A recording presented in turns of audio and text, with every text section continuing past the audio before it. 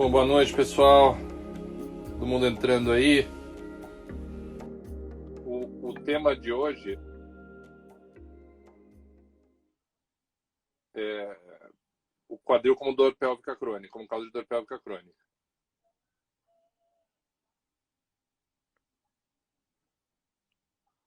Aqui, a minha prática aqui no Canadá é basicamente de pessoas com dor pélvica crônica refratária, 90% mulheres.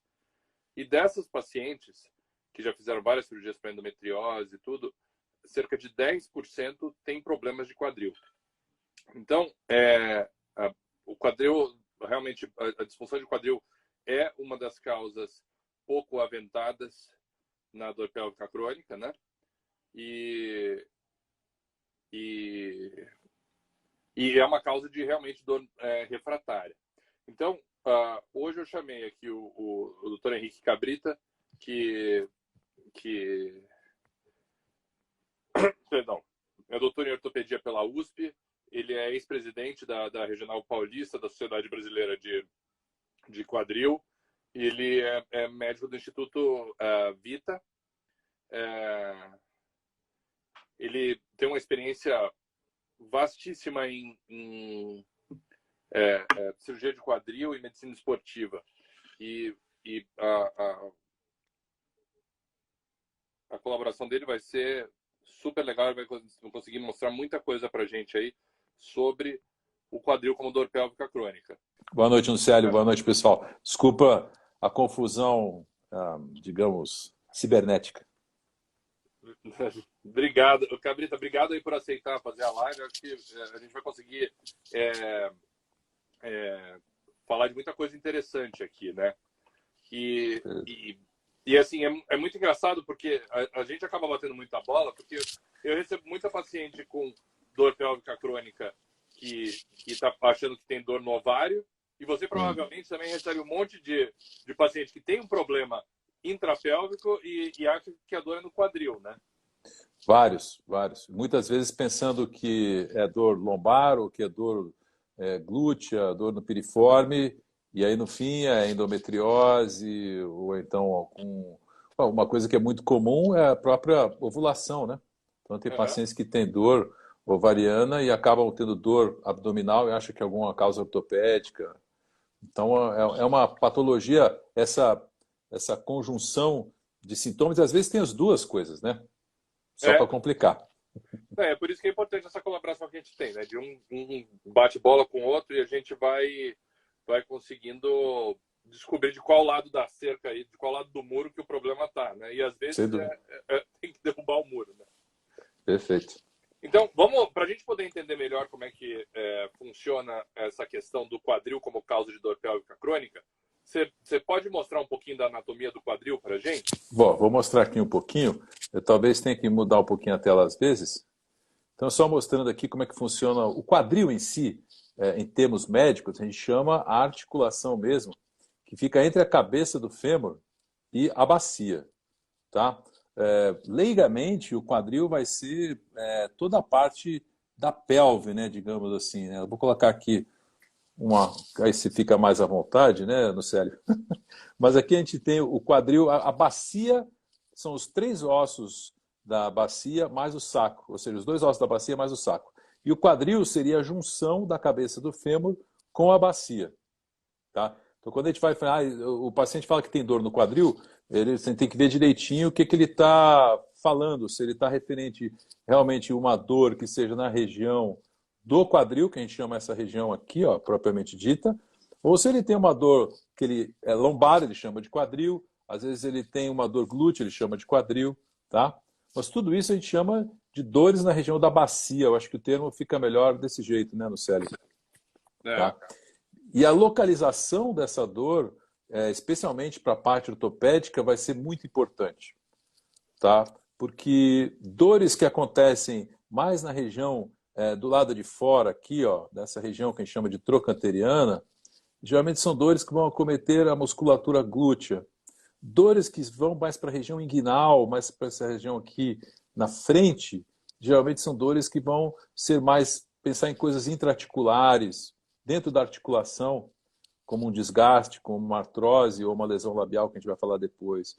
Dores que são mais para a região posterior, na região de trás, né, que o paciente chega colocando a mão nas costas, a gente vai lembrar mais coisas da região lombar, ou alguns acometimentos dessa articulação que fica logo aqui atrás, né, essa articulação aqui, que é a articulação entre o sacro, esse osso grande aqui, e a parte do ilíaco. Então, a articulação sacroilíaca também é muitas vezes fonte de dor e pode dar dor tanto atrás, eventualmente, como dor abdominal.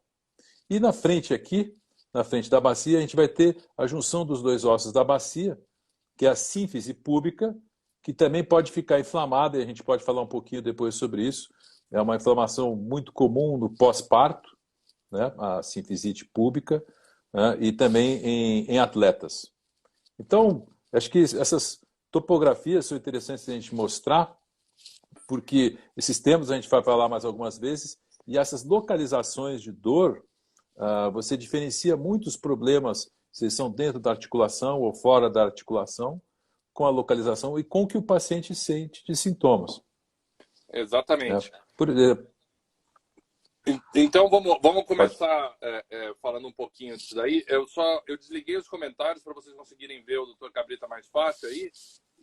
Então, tem uma caixinha de perguntas ali embaixo. Quem quiser mandar pergunta, é só mandar. Eu não vou conseguir ler os comentários, mas é porque a gente combinou de mostrar muita imagem aqui hoje. E se os comentários ficarem rodando, a gente não consegue ver as imagens direito. Então, Cabrita, eu acho que você começou aí comentando, a gente começou falando hoje agora da questão da dor no ovário e da dor do quadril como um diagnóstico diferencial aí, né? Então, acho que a gente podia falar um pouquinho dessas causas aí e explicar um pouco. A paciente que tem a dor, que chega para o ginecologista falando que acha que está com dor no ovário e tem um problema do quadril, em geral tem uma dor articular mesmo, né? A maioria das pacientes elas vão falar da dor articular porque é aquela dor que vai dar aqui na virilha, não é isso? Sim. Na verdade, o que a gente percebe para diferenciar uma dor que seja de origem ginecológica da dor ortopédica? A gente pergunta muito a história do paciente. A dor ortopédica, ela geralmente vai estar relacionada com algum tipo de movimento ou com algum hábito que a paciente tem. Por exemplo, ela vai sentir dor quando ela vai andar, ela vai sentir dor quando faz um agachamento, sente dor quando fica deitada de lado e a cama fica batendo nessa região lateral do trocânter. A dor ginecológica é diferente. A dor ginecológica, em primeiro lugar, ela geralmente vai ser uma dor mais, digamos, profunda, não tão bem localizada. Ela geralmente não vai ser desencadeada com atividade física, pode ser, mas nem sempre vai ser desencadeada. E ela tem aquele ciclo, especialmente na mulher que ovula e que menstrua, se for uma dor ovariana ou se for uma endometriose, por exemplo, ela geralmente vai ter a dor com o ciclo menstrual, vai ter uma variação da dor com o ciclo menstrual. Entretanto, um detalhe é que mesmo as dores de origem ortopédica, durante a menstruação elas podem piorar, né? Porque a paciente retém um pouco mais de líquido e qualquer inflamação que tenha no corpo, ela pode ser exacerbada.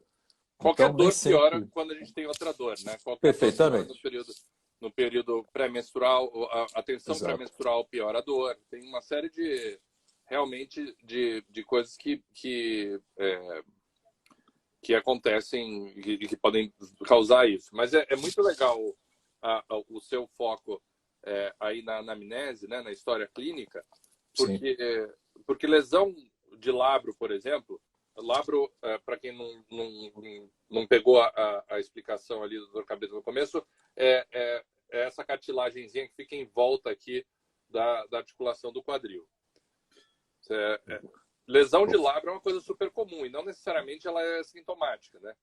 Não. Então, hoje em dia o que a gente vê muito é uma consulta médica rápida, com logo um exame de imagem e é isso. E o foco na dor pélvica crônica não dá para fazer consulta rápida. Não tem jeito, a gente precisa realmente de uma consulta bem detalhada para poder entrar nessas nuances da história clínica e do exame físico, para a gente conseguir ver se o problema realmente está dentro da pelve ou mais para dentro do quadril, né?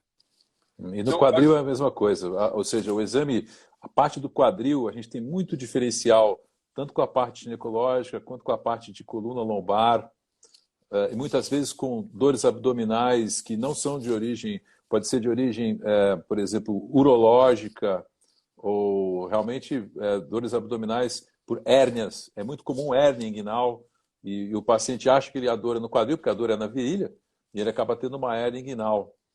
Então, a gente tem que tirar a história, tem que fazer um exame físico e pensar e ver com calma. Exatamente. A Drica está perguntando... então, assim, antes da gente responder a pergunta da Drica e a pergunta da Clau, eu acho que a gente podia fazer o seguinte. Vamos falar para a gente aí o quadro típico, o Cabrita, da doença intraarticular do quadril. Intraarticular. Eu vou mostrar aqui só rapidinho. Ó, aqui é o que a gente estava falando do labrum, né? Aqui a gente tirou a cabeça do fêmur, né? Que estava aqui na posição aqui do lado esquerdo aqui, ó. A gente tirou a cabeça do fêmur e aí a cabeça do fêmur ela encaixa aqui, ó. Aqui está a cabeça aqui cortada, ela encaixa nessa região. E essa borda aqui inteira a gente chama de lábio ou labrum. É uma estrutura que é fibrocartilaginosa, ou seja, parece um menisco, só que nessa região. Então, numa radiografia, o labrum ele não é visível, mas ele ficaria na borda da articulação. E a principal função dele é estabilizar a articulação. Aqui, por exemplo, é uma lesão do labrum. Você tem um pedaço aqui solto, né? Então, você imagina que o paciente, quando ele vai fazer um movimento mecânico de dobrar a perna, ou quando ele vai fazer um movimento de rotação, a dor vai ser uma dor referida na junção da coxa com a bacia, ou seja, bem no quadril, e geralmente na frente. Eventualmente, essa dor pode ser posterior, ou seja, pode ser atrás, pode confundir com uma dor glútea. Mas geralmente vai ter algum sintoma mecânico, a paciente vai ter dor para ficar muito tempo sentada, ou ela fica sentada e quando vai se levantar, sente a dor na virilha. Então, são sintomas que a gente chama de sintomas mecânicos. Aquela dica que você falou da paciente, da dor piorar quando ela deita em cima daquele lado, eu acho espetacular, porque é um bom diagnóstico diferencial para o intrapélvico, né? Porque quando a paciente deita sobre o lado, você tem que imaginar que ela está forçando o fêmur contra o acetábulo ali, né? Perfeito. Então, na verdade, você está forçando essa região. A pelve está protegida, porque o acetábulo está protegendo a pelve. Isso. Então, se o problema está no acetábulo aqui, na articulação, colocar o peso ali, você acorda no meio da noite com dor aqui. Com dor. O agravamento da dor. Agora, se o problema for dentro da pelve, você deitar em cima do lado não vai piorar necessariamente. Não tem porquê, porque está sendo protegido justamente pela parte interna da pelve. Exatamente. Isso é uma coisa super importante no diagnóstico diferencial da endometriose parametrial, por exemplo. A endometriose parametrial, ela infiltra o ligamento que prende o útero na parede pélvica e ela vai dar um sintoma muito parecido mesmo com... muito parecido com a dor do quadril, porque ela vai entrando aqui, deixa eu ver, ela vai aqui. Ela vai invadindo a parede e aí ela vai pegar aqui o músculo obturador interno, que é um músculo do quadril, né? É um rotatório do quadril. Vai pegar aqui o músculo levantador do ânus e às vezes pega o nervo ciático e o nervo pudendo. Mas quando ela pega a parede e não pega o nervo, ela dá um sintoma realmente muito parecido com a dor no quadril. O que a gente vê realmente deixa eu mostrar aqui para vocês. É um padrão de dor que é na lateral. Tá vendo? Igualzinho a dor trocantérica. Ela faz uma dor inguinal, parecida com a dor da articulação, e ela faz a dor glútea e na face posterior da coxa. Então, você olha esse mapa de dor aqui, você fala, é quadril, né? É muito parecido com realmente a tendinite glútea, né?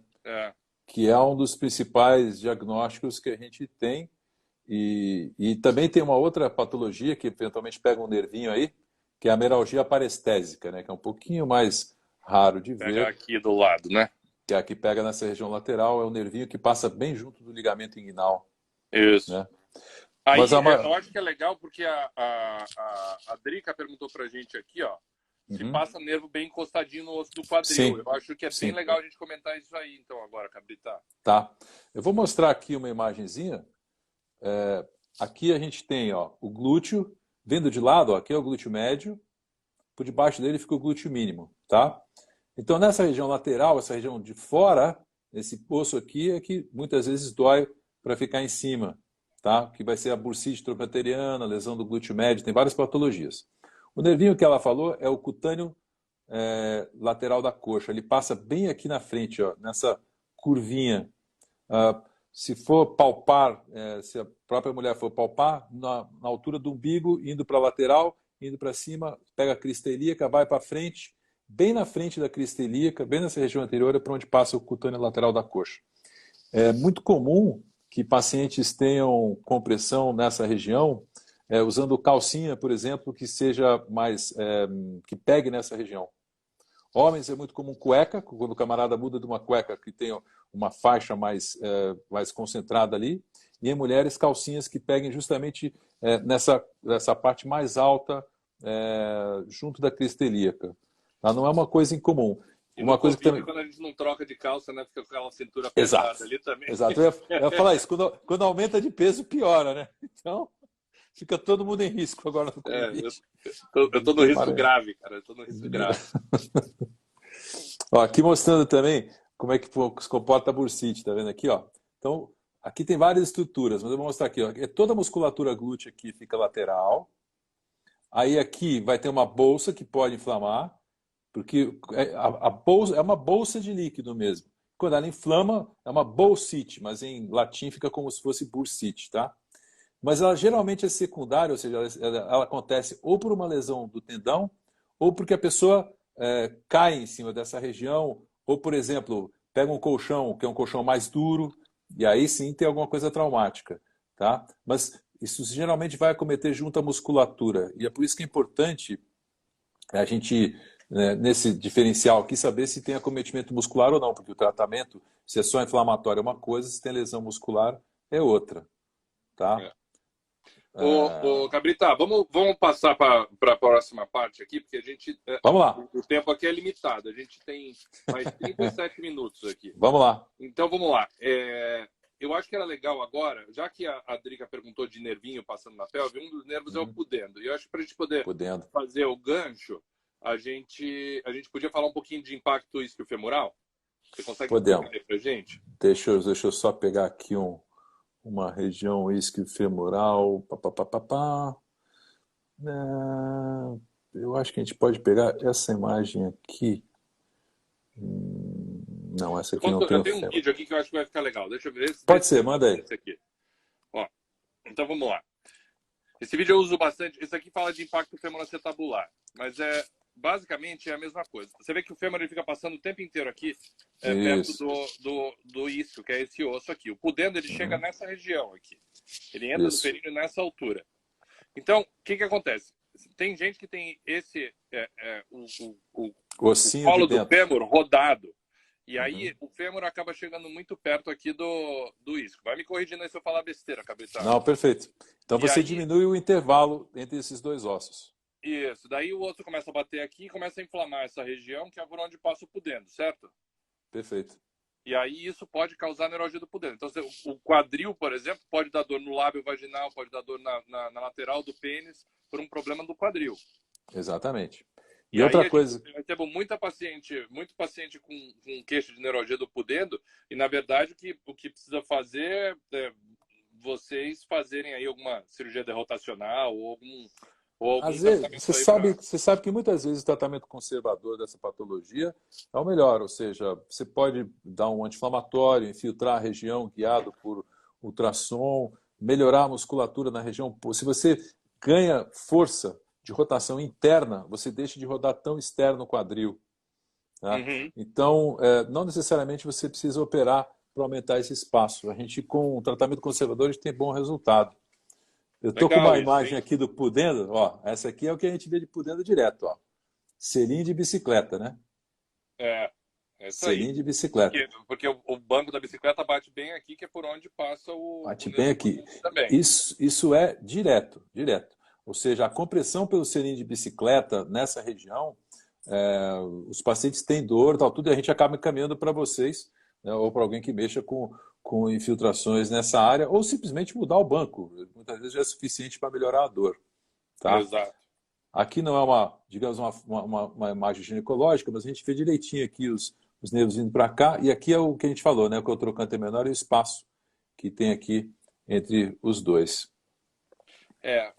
Essa questão da doença articular é muito interessante, né? Porque gera o que o Hal Martin chama de síndrome quadril, pelve e coluna, né? Sim, E sim. que eu acho que esse vídeo aqui é super feliz em mostrar, né? Ou seja, a partir do momento que você tem um bloqueio de movimento de rotação do quadril, você acaba impactando não só o quadril em si, mas a sínfise púbica e a parte lombar e a sacroiliaca também, né?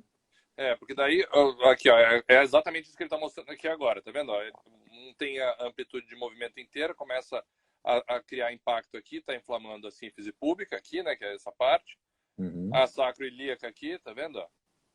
E depois, eventualmente, isso vai começar a compensar lá na coluna também, né?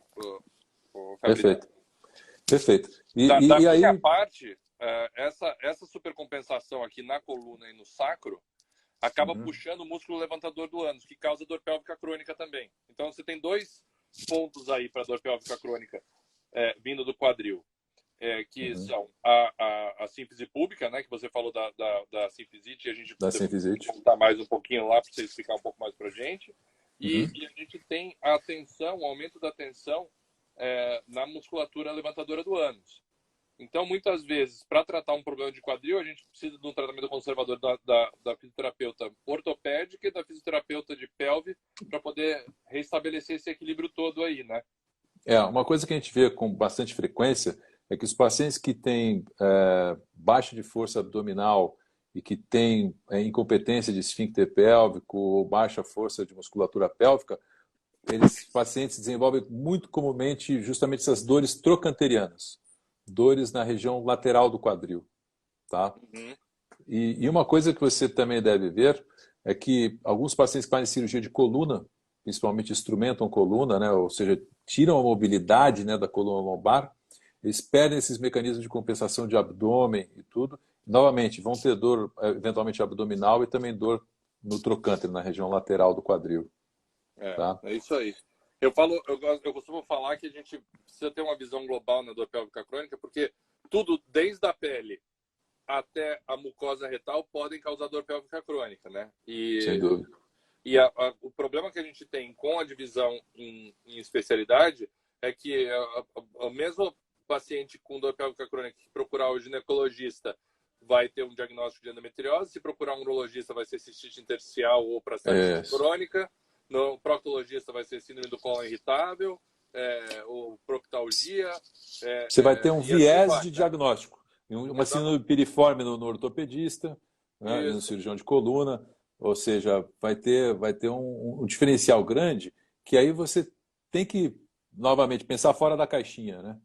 Se você for só diagnosticar o que você sabe, não vai dar certo. Não vai conseguir diagnosticar adequadamente o paciente, né? Exatamente. Aí, ó, Cabrita, vem mais uma pergunta da Drica aqui. A Drica tá mandando umas perguntas legais hoje, hein? Ela está perguntando que exame faz para descobrir se é músculo que está lesionado. O exame mais fidedigno é a ressonância magnética. Tá? Então, na ressonância magnética, a gente vai conseguir ver bem partes moles. A gente vai conseguir ver músculo, tendão, bursa. Isso é muito bem identificado na ressonância magnética. Um ultrassom pode ajudar, mas a quantificação não vai ser tão boa quanto na ressonância magnética. O ortopedista que veja a imagem, ele vai poder dar uma opinião. O ultrassom, a única pessoa que vai dar opinião é quem fez o ultrassom. Tá? Então, o ultrassom ele ajuda, mas a ressonância é o melhor exame com certeza. Não prescinde de que se faça uma radiografia, né? Porque o osso é melhor avaliado na radiografia do que na ressonância. Então, alguns pacientes têm dúvida, mas você pediu ressonância e agora está pedindo um raio-x, não dá para ver tudo na ressonância. Não dá. Cálcio, osso, calcificações e formato ósseo é melhor visto na radiografia do que na ressonância. E o mais importante é o seguinte, né? Não é o exame que diagnostica, né? Não. O exame só confirma, não é isso? Exatamente. A gente levanta o diagnóstico daquilo lá que a gente falou. a história clínica e o exame físico. Então, o exame que realmente diagnostica é a nossa história e o exame físico, e a gente faz uma confirmação na imagem, não é isso? Exato, exato. Ou seja, o exame físico é o mais importante. Eu particularmente não gosto muito de fazer infiltrações. Tá? Eu acho que você ficar colocando cortisona no meio de musculatura e tal, tudo, você acaba degenerando o tendão, tudo. Eu acho que infiltração é bom para fazer testes neurais e tal, tudo, para ver infiltrações neurais. Mas em tendão eu prefiro não fazer porque ao longo do tempo vai acabar rompendo o tendão. E eu raramente uso, hoje em dia, infiltrações para saber se a dor é dentro da articulação ou fora da articulação. A gente consegue diferenciar isso muito bem no exame físico e na história. Tá? Novamente, a ressonância vai ajudar, mas ela não é a única coisa que a gente precisa fazer. A gente usa bastante infiltração, mas exatamente sem o corticoide. Né? A gente faz, sem corticoide. Só para saber onde é a fonte da dor. Mesmo, é só o bloqueio local. Perfeito. Vamos falar um pouco então da pública. Baixou o teu volume. Bem legal. Pubalgia, sinusite pública e aquelas dores dos adutores ali, que isso daí vem muito também no diagnóstico diferencial da endometriose. E eu tenho um caso clínico que eu vou mostrar em um segundo para você, mas é uma paciente que tinha feito depois a gente tirando a história dela, ela começou a ter uma dor na sínfise púbica. Eu vou mostrar o que é a sínfise púbica para o pessoal, para eles entenderem. Aqui é como se o paciente estivesse deitado, é a parte da frente, é o que você palpa na frente da bacia. Tá? Essa região aqui é a sínfise púbica. Isso aqui é uma tomografia. Tá? Deixa eu usar o nosso videozinho aqui para mostrar para eles também. Pega a sínfise aí. Aí você faz a correlação da sua imagem aí. Isso. A anatomia aqui, ó. Exatamente, aqui, ó. Essa parte central. Essa é a síntese pública. Exatamente. E essa paciente tinha feito uma infiltração para uma bursite, ou seja, do lado de fora. Começou a ter muita dor na síntese, nessa região aqui de baixo. A bursite é aqui, só para o pessoal se situar. Isso, a bursite é aí. Só que ela começou a ter dor na frente, no pubis. Ela, na época, estava com 38 anos de idade. E depois de 2 semanas, ela começou a ter febre. E teve uma urina que veio com positivagem de infecção urinária. Tratou a infecção urinária, continuou com dor, e essa aqui é uma ressonância dela. Vocês vejam que é um caso antigo, né, de 2008. Tá? E aí, na ressonância, acabou aparecendo uma inflamação entre aqui a bexiga, né, e aqui é o pubis. Ela tinha um processo inflamatório, que um colega continuou... Só um segundinho, só para o pessoal se situar. Ó, a bexiga fica aqui, ó. Isso. Bem atrás desse osso aqui. Bem atrás. Vem para cá. Então vem um tubinho a uretra aqui. para aqui. E ela acabou desenvolvendo uma infecção aqui nessa região. Então ela tinha uma sinfisite, ou seja, essa junção dos ossos infectada. Por translocação de bactéria da bexiga? Não, provavelmente pela infiltração, porque acabou dando germe gram positivo. Aqui, ó. Staphylo aureus multissensível, foi o que a gente drenou no caso dela. Ela teve uma hemocultura, ela acabou tendo uma hemocultura positiva para Staphylo aureus, talvez tenha sido hematogênica. Mas olha aqui, ó, como foi evoluindo, não sei se você consegue entender, mas aqui, ó, isso aqui tudo já é pus coletado. E a gente acabou fazendo uma drenagem, eu vou passar isso aqui um pouco mais rápido, não interessa muito para a gente, e ela acabou evoluindo depois bem. Isso aqui já é uma radiografia, então novamente aqui é a síntese pública dela, 3 meses depois, mantida, né? E ela voltou. Isso aqui era antes de drenar, durante e depois acabou voltando à atividade física com 6 meses.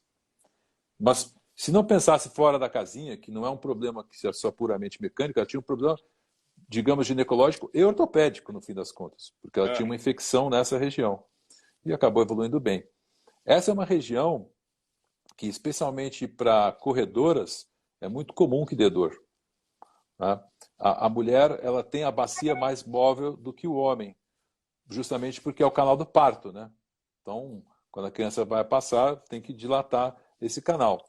Então, mesmo em mulheres que nunca tiveram filhos, você tem uma mobilidade dessa região.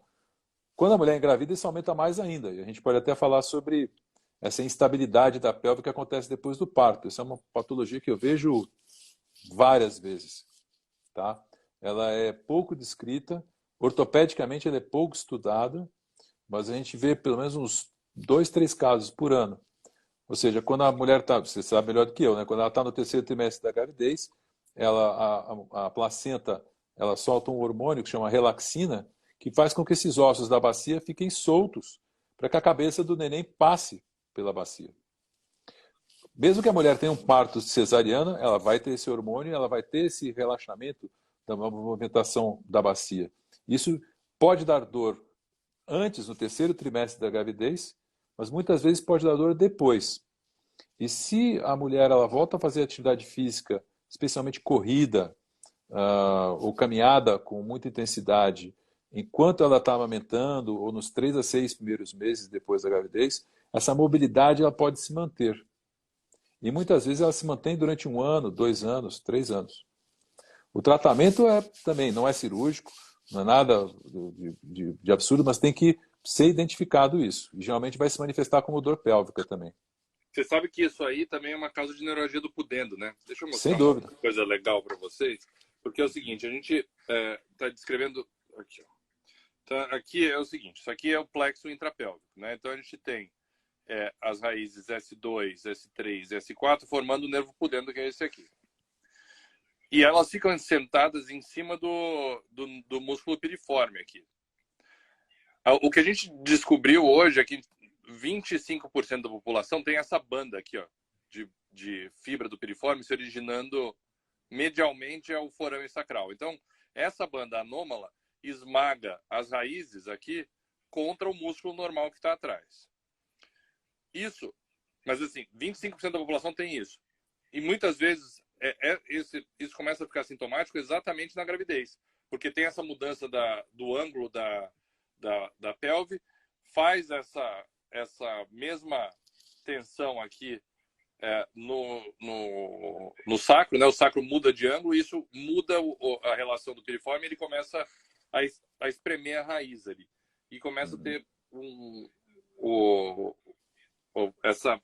a neuralgia do pudendo por conta disso. Então, a paciente começa a desenvolver urgência urinária, dor glútea, dor no ciático, por conta disso daí. E muitas acabam insistindo em correr e o exercício sem a orientação do médico do esporte e da fisioterapeuta, né?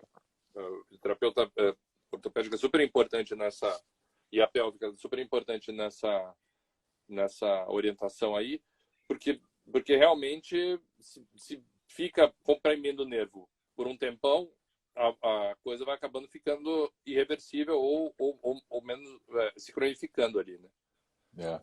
Essa aqui é a imagem do contrário que você estava mostrando, pela parte de fora, né? A gente está olhando, a gente tirou aqui a musculatura do glúteo e aí a gente vai ver o piriforme, que tem esse nome porque tem formato de pera mesmo, né? Só que ele está vindo de lá de dentro, né? De lá de dentro da bacia, e aqui ele já está passando para fora, para a região glútea, e aí ele vai se inserir aqui no fêmur.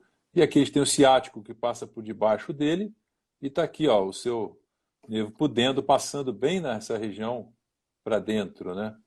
Então esse é um músculo que é chave, né, Nucélio?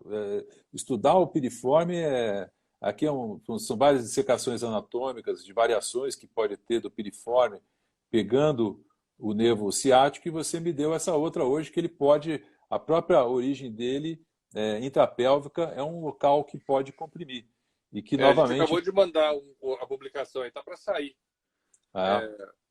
Agora no Covid eu mandei manuscrito pra caramba, né? Fiquei em casa escrevendo. E teve tempo para escrever. A gente tem... aqui o Cabrita, o Gibran, você conhece o Gibran? Sim. Então, o Gibran está perguntando aqui qual o sintoma mais característico do comprometimento do quadril? Do quadril, a gente está falando sobre parte articular, digamos assim, né? Eu acho que esse que é o negócio. Eu acho que precisava dar uma revisadinha com o Gibran só para explicar para ele aquilo que a gente conversou no começo, né? Que a gente tem... Isso.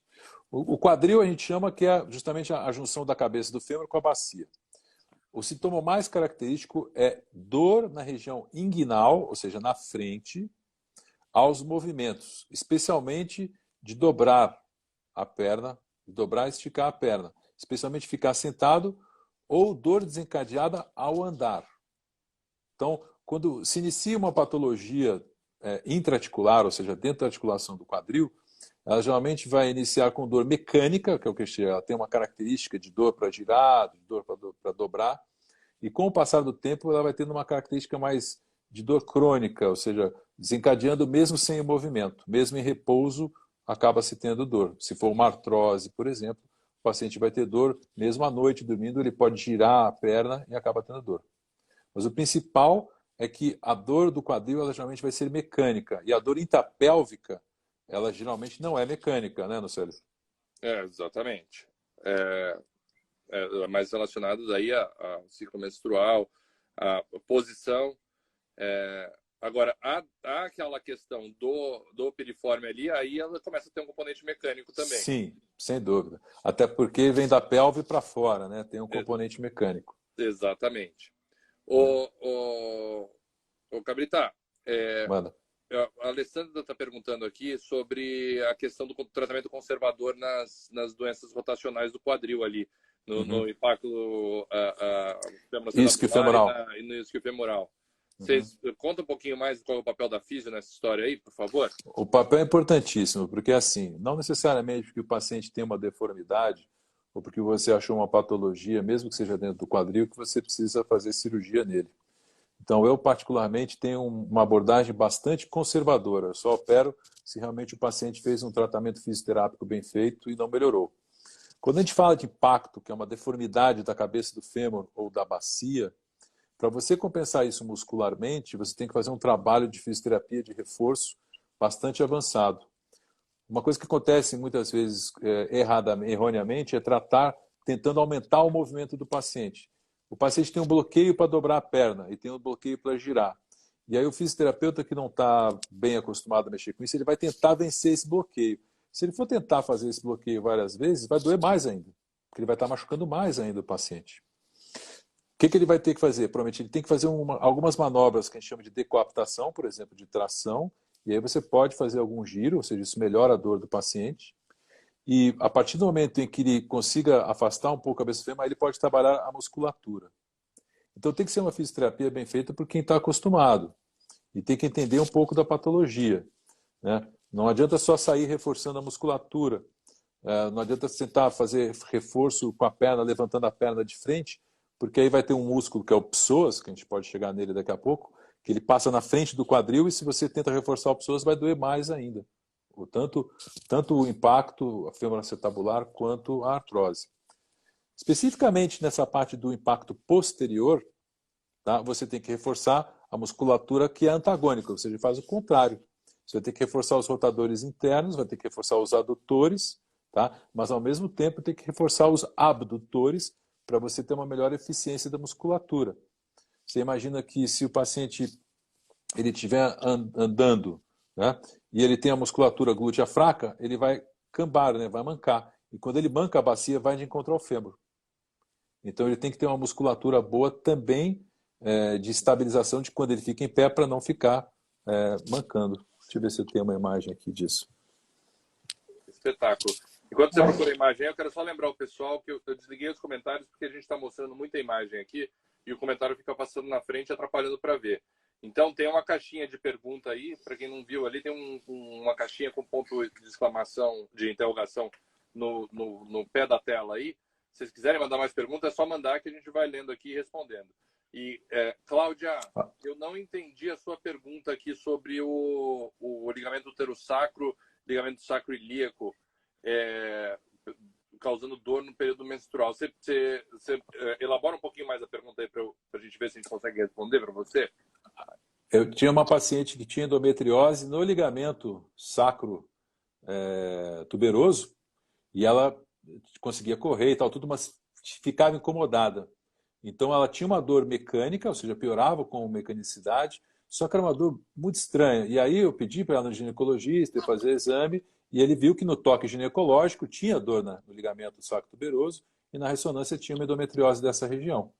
Acabou operando e ficou bem. Aqui é só aquela alavanca que a gente mostrou, né? Ou seja, o glúteo está aqui, aqui é a parte lateral. Então, se o paciente tem isso aqui fraco, você vê essa distância aqui, ela vai diminuir. E aí vai dar um impacto isquiofemoral que a gente estava falando. Então, reforçar essa musculatura glútea também é importante para que não piore esse impacto entre esse trocânter menor aqui, essa região do fêmur, e a parte do isquio. Tá? Então, não é só não é só trabalho rotacional, tem que trabalhar a musculatura lateral também, falando diretamente para os fisioterapeutas, né? Joia. Tá? Obrigado. Vamos lá. Agora tem mais perguntas chegando aqui. Ó. Vamos lá.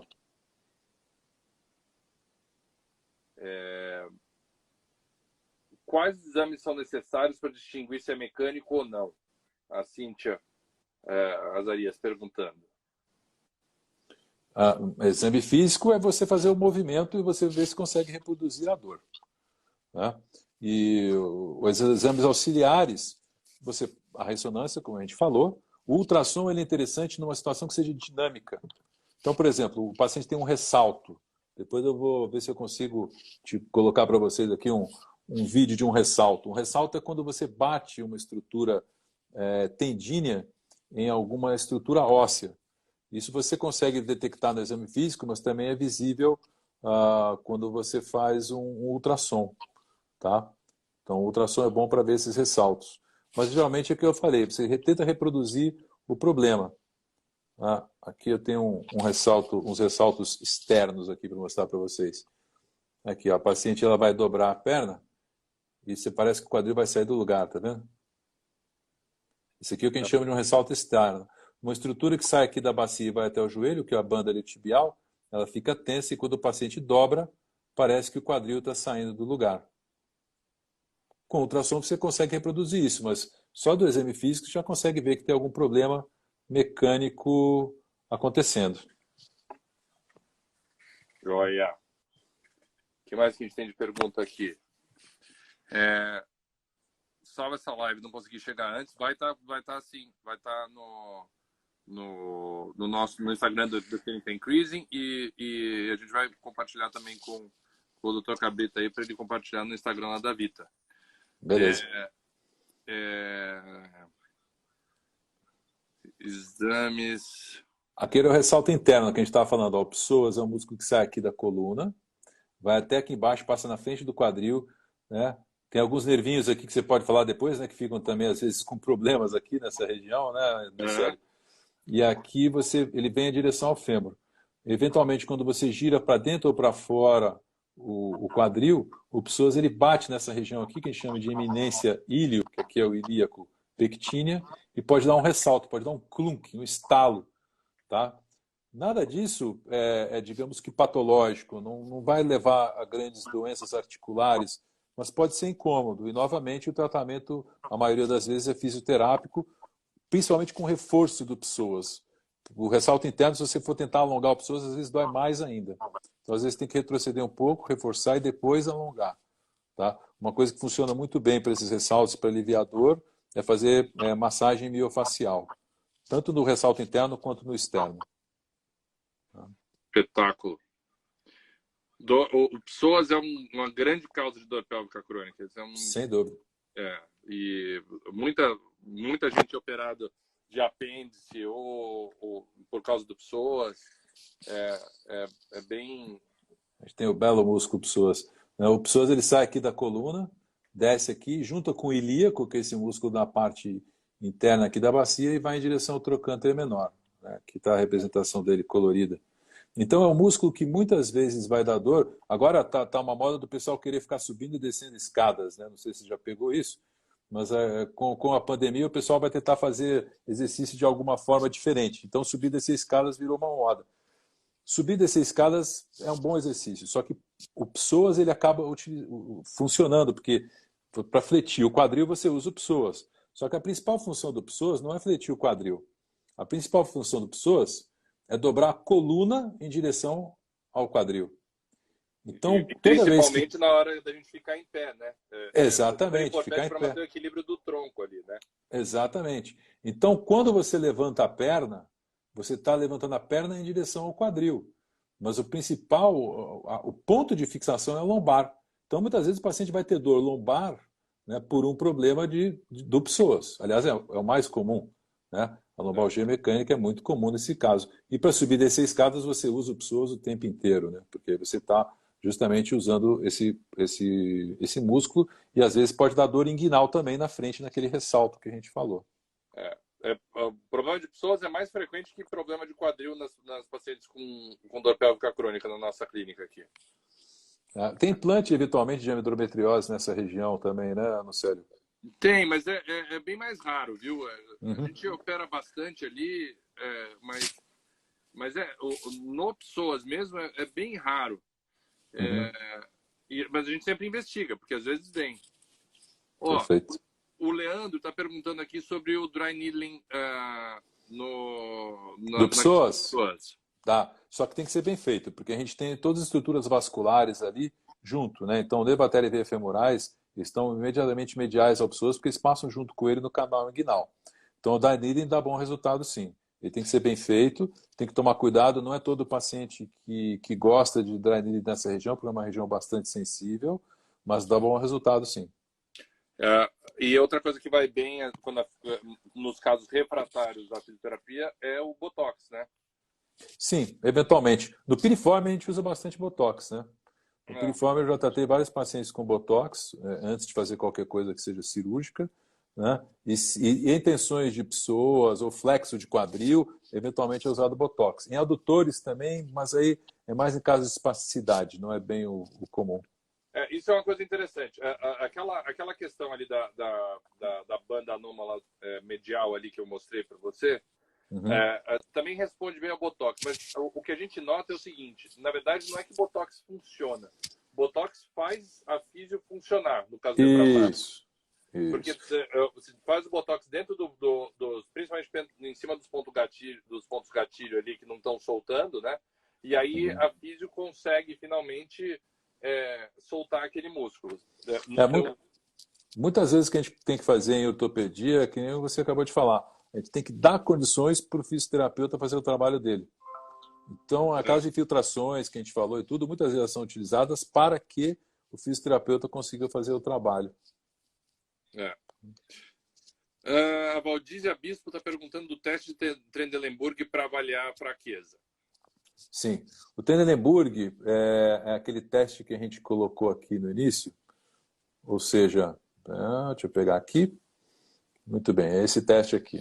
Então, o paciente fica em pé, tá? Em cima de uma perna só. Tecnicamente, não é para levantar a perna, né? Ou seja, não é para ele fazer esse movimento de dobrar a perna para frente aqui. Não sei se vou conseguir mostrar aqui. Ele só precisa levantar Eu estou o pé tentando para tirar a trás. pergunta aqui, Cabrita. Hoje, esse troço está brigando comigo. Toda vez que ele vira assim, sem querer, que eu estou tentando apertar o xizinho da pergunta aqui para fazer esse padrão Tranquilo. desaparecer. Mas é o seguinte, ele só E precisa. você está só na metade da tela aí. Não tem problema, agora eu estou aqui. Ó, a pessoa tem que levantar só o pé para trás, não para frente. Esse que é o principal. Porque se ele levanta para frente o pé, ele está usando psoas para estabilizar a bacia, que é o que você acabou de falar, que o psoas também é um estabilizador da bacia. Então o teste tem que ser feito com a pessoa levantando o pé, dobrando o joelho. Ele dobra o joelho e levanta o pé. E aí o que acontece? Se o músculo glúteo, que é esse músculo aqui lateral, se ele estiver fraco, a bacia vai tender a cair para o lado contrário. Você vai acontecer esse movimento aqui, ó. Então a bacia vai cair para um lado e para que o paciente não caia, ele vai ter que jogar o tronco inteiro para o outro lado. Então ele vai fazer uma escoliose para o outro lado. Tá? A gente costuma fazer isso como se fosse uma modelo desfilando, né? Que ela fica jogando o quadril de um lado para o outro. Né? Então esse é o teste de Trendelenburg. Ele nada mais diz do que você tem, que o paciente tem uma fraqueza da musculatura glútea, seja por um problema articular, seja por um problema muscular. Tá? Não dá para diferenciar os dois, mas existe uma fraqueza do glúteo médio. E tá todo mundo. Vai ser uma pandemia disso agora também, né? Porque todo mundo está sentado em casa agora e isso enfraquece muito o glúteo médio também, né? Enfraquece o glúteo médio. Na verdade, quando vai se voltar a fazer atividade física, tem que reforçar. E aí vai uma outra dica. Aquela cadeira adutora e abdutora não serve para isso. Porque na cadeira... Não, porque é o seguinte, se a cadeira abdutora e adutora você fizer sentado, quando você fica em pé, você não está sentado. Então você tem que fazer a força glútea em pé, a abertura em pé, não sentado. Porque se você dobrar 90 graus, você vai ficar forçando o piriforme. Entendeu? Você não vai forçar o glúteo médio. Você vai forçar o piriforme e um pouco dos extensores. mas você não vai funcionar tanto o glúteo médio. Para ativar o glúteo médio, você tem que fazer a abdução, ou seja, a abertura em pé. Tá? Ou andar de lado com faixa elástica, por exemplo. Esses são exercícios que vão reforçar o glúteo médio de uma maneira funcional, como é a função dele. A função dele não é abrir a perna quando você está sentado, é estabilizar quando você fica em pé. Entendeu? Joia, aprendi mais uma aí. Vamos lá. Pegar muito peso pode causar inflamação, causar inflamação no trocânter e no isquio? Se você pegar peso, depende. Se você está carregando peso é uma coisa, se está fazendo um stiff é outra, né? Tá? Então, carregar peso de maneira inadequada, geralmente, desde que se você não dobrar um pouco o joelho para levantar um peso, você vai ter geralmente dor mais lombar do que na região do piriforme, tá? Ou do que na região glútea. Tá? Mas se você pega um peso e anda, aí você vai forçar o glúteo. Tá? Porque você vai estar andando com uma perna só. Então, a inflamação entre o trocânter e o isquio pegar peso, não. Por exemplo, aquele impacto isquiofemoral, ele geralmente se dá ao andar normalmente. Tá? No andar normal. Tá? Mas o pegar o peso, ele geralmente vai piorar qualquer condição mecânica do quadril. Da lombar e do quadril. Beleza. Vamos ver, o que mais? Dona lombar, tira a pergunta. Estou tentando tirar a pergunta. Tranquilo. Mas não está respondendo. Eu aperto o X aqui, só fica virando minha câmera. Às vezes vai. Passamos, eu acho que a gente respondeu todas. Vamos fazer uma revisada geral, então? Vamos lá. Que a gente tem mais... 2, 3 minutos, né? 2 minutos, Eu acho que a primeira coisa é assim, o quadril, e é muito importante isso aí para as mulheres, o quadril é uma grande causa de dor pélvica crônica em mulheres e em homens, mas na nossa clínica aqui em Toronto, que é basicamente uma clínica de dor pélvica crônica refratária, é mais ou menos 10% dos nossos casos. O que mais que a gente falou? A gente revisou a anatomia do quadril, falou dos padrões de dor intraarticular e do padrão de dor mais extraarticular, né? Então, o intraarticular é que a gente confunde muito com ovário e é o que confunde com hernia inguinal também, aquele padrão ali na raiz da coxa, né?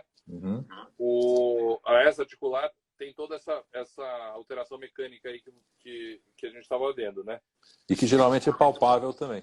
E geralmente é palpável. Que é diferente da dor pélvica, que geralmente você não vai conseguir palpar diretamente. Você vai conseguir palpar eventualmente com toque, alguma coisa assim. Né? Isso. O que mais que a gente teve? A relação da coluna com a pelve. Né? Isso. Essa o quadril, importante. a coluna e a pelve. Né? Então, na verdade, a limitação da movimentação do quadril começa a tracionar tudo, força a coluna, força o pub, força a pelve, pode dar sintoma urinário, pode dar dor na relação sexual, pode dar constipação, porque essa musculatura vai ficando toda tensa. Sim. E vice-versa. Pacientes que são obstipados comumente acabam tendo dor articular ou dor muscular. Uma coisa que a gente vê é o seguinte: pacientes que têm muita pubalgia de repetição, especialmente mulheres, eu tenho que mandar para vocês para pesquisar MIPA, né? Para pesquisar inflamações pélvicas. É muito comum o paciente desenvolver tendinite no glúteo, desenvolver pubeite, porque tem uma inflamação pélvica crônica. Não só infecção, mas inflamação mesmo, né? E esses pacientes eles ficam sensíveis a ter problemas musculares. É isso aí. Cabrita, temos mais 10 segundos. Muito obrigado. Foi legal pra caramba. Obrigado, espero que tenha aproveitado. Colaboração sempre. É sempre um espetáculo aí quando a gente tem uma oportunidade de conversar.